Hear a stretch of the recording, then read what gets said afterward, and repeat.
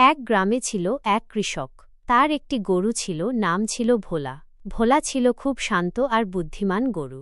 একদিন কৃষক ভোলাকে মাঠে ঘাস খাওয়ার জন্য নিয়ে গেল। মাঠের এক কোণে একটা বিশাল বটগাছ ছিল। ভোলার খুব ইচ্ছে হল বটগাছের নিচে একটু বিশ্রাম নিতে। ভোলা গাছের নিচে যেতেই দেখল সেখানে একটা ছোট্ট খরগোশ বসে কাঁদছে। ভোলা খরগোশকে জিজ্ঞেস করল, তুমি কাঁদছ কেন?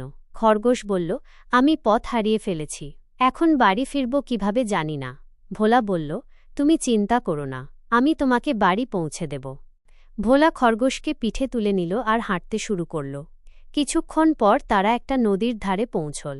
নদী পার হওয়ার জন্য কোনো নৌকা ছিল না। ভোলা তখন নদীতে নেমে পড়ল আর খরগোশকে পিঠে বসিয়ে নদী পার হল।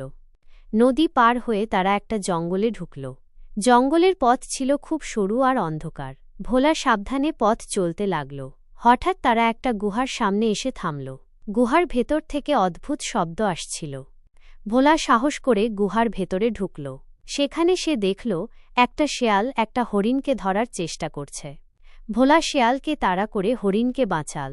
হরিণ ভোলাকে ধন্যবাদ জানাল আর বলল, তুমি খুব দয়ালু গরু, আমি তোমাকে একটা জাদুর ফুল দিচ্ছি।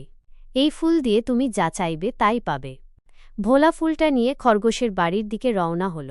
খরগোশকে তার বাড়িতে পৌঁছে দিয়ে ভোলা ফুলটা দিয়ে নিজের জন্য এক বিশাল মাঠ আর অনেক সবুজ ঘাস চাইল। সাথে সাথে তার ইচ্ছা পূরণ হল। ভোলা আনন্দে ঘাস খেতে লাগল আর সুখে শান্তিতে দিন কাটাতে লাগল।